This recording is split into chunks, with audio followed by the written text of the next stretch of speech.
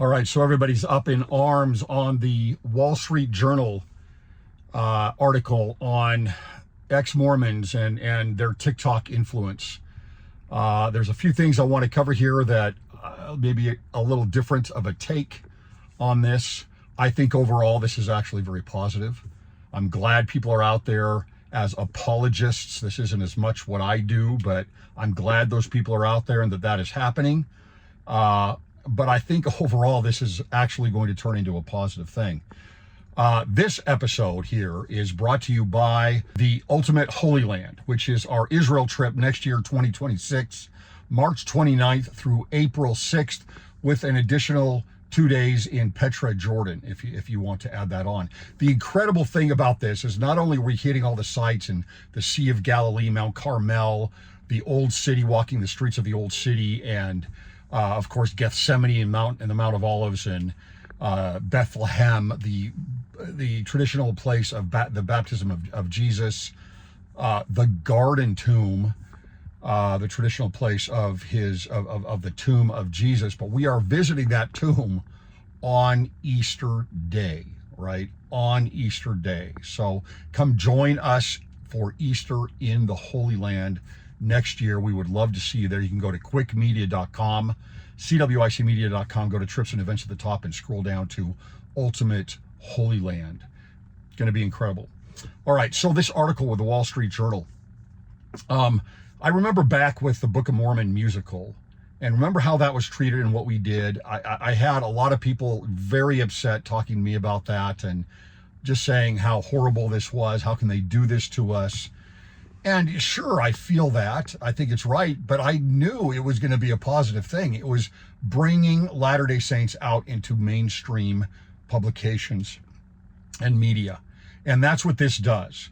Now, I don't think it's great that they write the way that they did. This is a very, very biased, surprisingly biased article from the Wall Street Journal. This isn't Vice magazine. This isn't the Washington Post, the New York Times. This is the Wall Street Journal, where you would expect a little bit more curbing on these types of things, especially going into the things that are sacred. There's an image, a photo in there of one of the female Exmo influencers with temple clothing. They talk about this. It's ridiculous that they do this. They feel they can do it. They don't do this with hardly any other religion. The Catholics really are the only place where you see this done more probably than with Latter-day Saints. But they've got support, right? They've got a massive number of, certainly in the United States and other places in the world, a large base of members of the Catholic Church. We're a very small minority, under 2% of the population in the United States, as an example. So it's a little bit different. It's like you go back and you look at how our culture has become obsessed with, starting with critical race theory and moving up into intersectionality, where we're dividing everybody up by their race and their gender and their sexual orientation, their ethnicity, etc., where their economic level. And now, and you find the people that are fringe, right? Well, we're fringe. We're a minority that is picked on all the time, and we have a very strong history of this, but it doesn't matter. These other groups get all of this victim privilege, let's call it, on the intersectional ladder, but not Latter-day Saints.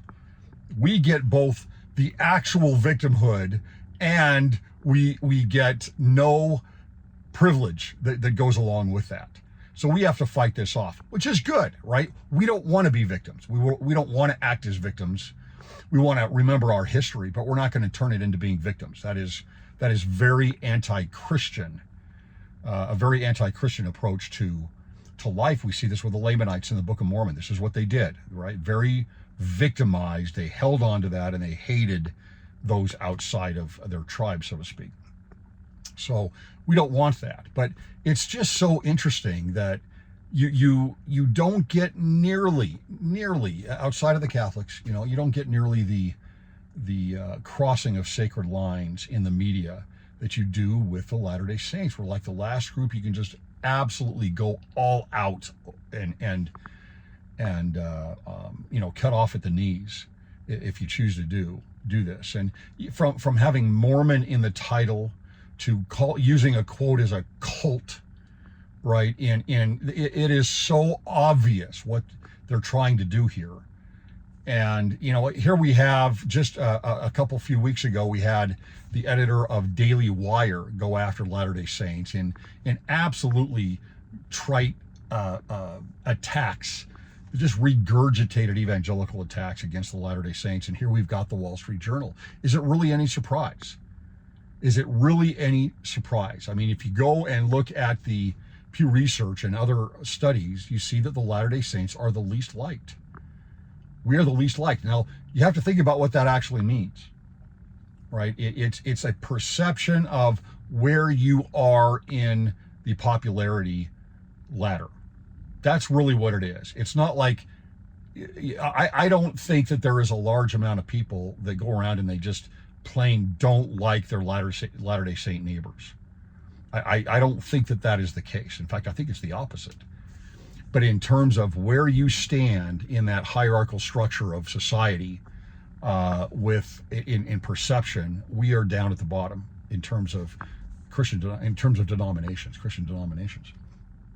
And so, but again, regardless of that victim space that we're supposed to be in, we are attacked as if we're not, as if we're somehow the hegemonic lead in Christian denominations. It's kind of bizarre. But overall, one more point. I really want to make this point because, last December, and I had talked about this a couple of times last year in 2023, there were some big studies that came out on Christianity, on the falling away of young women, especially women overall, but young women especially ages 18 to 30. And this is, I don't understand why people don't. I see faithful members of the church coming back at me. I've had them contact me and saying, why are you doing this? Going into the comments section, and others that are faithful and just getting mad at me as if I'm attacking women by bringing out the very obvious data that throughout Christianity, including with the Latter-day Saints, women are leaving the church in the United States, especially in ages 18 to 30. So much so that now, if you look at Christianity broadly, men and women are about equal in the amount of bodies that are in the pews each Sunday, right? Which is, in my lifetime, I've never seen that. I don't know if that's ever been the case in the United States, but it is now because so many women are leaving Christianity and leaving the Church of Jesus Christ of Latter-day Saints. And you can see this in so many places. I travel quite a bit, and I'll go and I'll see the same things that I never saw before. A young dad with his kids and no spouse there, right? Or a single young man at church without his wife. And those things were very rare, 10, 15 years ago. Not anymore. That's a very common thing to see. And here you have in the art, oh, by the way, let me back up on this. So as I would bring these up, there was all this pushback from members of the church, and actually Exmo's also, just saying that I was being misogynistic and attacking women. Jared Halverson had a very similar situation as he was bringing up the data on Christianity and women leaving Christianity, as if he's attacking women. This point has to be made. If we keep our head in the sand, we cannot help, right? We cannot help with this situation. And it's, if we cower down because of our now typical accusations of misogyny or patriarchy, then we're going to lose our daughters. We're going to lose them. So we need to say to ourselves, what do we need to do in bringing up our daughters from when they're very young to try and turn this tide? what needs to be done. I don't know all that needs to be done, but I'm very aware that this is something that's happening, and we should all be very aware of it. So what do you get in this article with the Wall Street Journal? Well, surprise, surprise, that you have a female influencer, right? That is in the top picture, Alyssa Grenfell, right? And who is the top Exmo influencer. And in December, I was going over all this data and showing everybody that women are leading in the Exmo world now. And I got all of this pushback. I was like, wait, go look. But what about Mormon Stories? What about, no, these are not the up and coming accounts in social media. They're just not. They are the up and coming accounts, and the ones that have now blown by everybody else are women. And so you've got this movement that's not an attack. Just look at what is. Look at what is. And so if you look in this article, you will see that almost all of the influencers, the Exmo influencers that they bring up, are women. The example at the beginning of the article of the young woman who was looking at church history and other things about the church and how it's all patriarchal, how they treat LGBTQ, all of those sorts of things. And then she says that the influencers finally had her, cross the line and leave the church. It's a woman that they give the example of. And this is what it is. This is what is happening. And interestingly, for the faithful side, it's mostly men they bring up, because it's mostly men that are on the faithful side. And it's odd. I'm not saying that men are more faithful at all. I'm just saying this is the dynamic that we get out there in social media with the church right now. Both independent podcasters and YouTubers like myself, and those that are not independent. And so it's an interesting dynamic that the Wall Street Journal, either consciously or subconsciously, looking at everybody out there, looking at all the TikTok influencers and thinking, okay, well, these are mostly women. The bigger accounts are mostly women.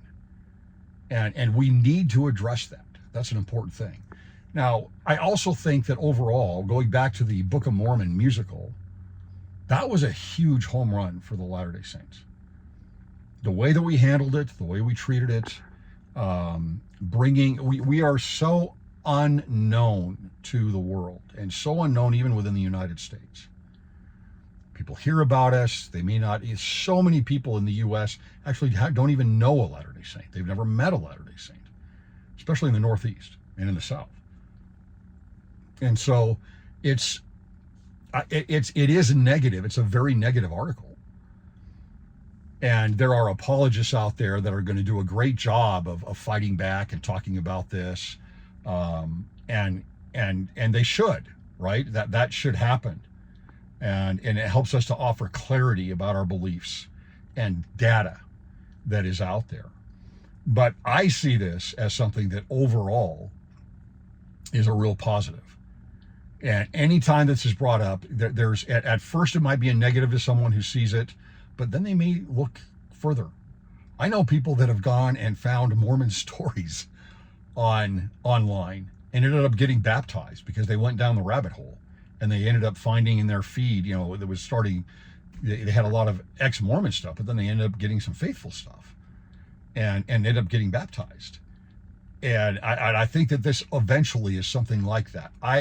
All news is good news to a certain degree.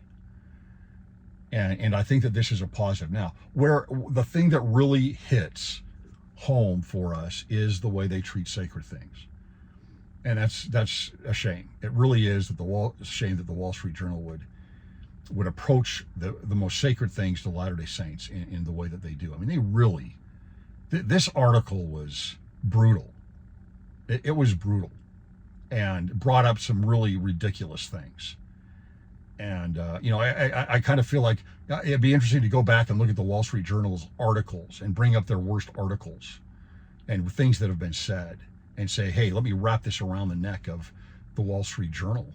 and being maybe completely out of context from something from, 30 years ago, 40 years ago that we may not understand as well. Or we're looking back as Monday morning quarterbacks and Monday morning historians. So anyway, that's my take on it. Is it's going to be a positive ultimately. I want to see influencers out there and apologists out there that are offering clarity to it, but see, it gives us a chance to offer that clarity. It gives us a chance to offer the clarity. And secondly, notice where they're bringing things up here. We have a problem. The messaging of the church, the outward messaging of the church is primarily to women. This is kind of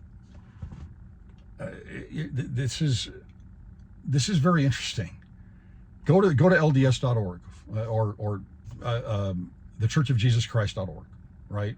And go look at the front page.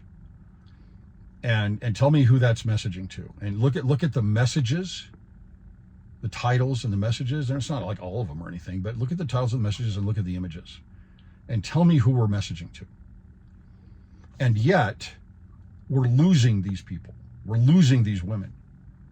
Something's got to change. And I think that there are so many other moving parts that go along with losing the young women, especially in the church, that we've got to address. We need stronger men.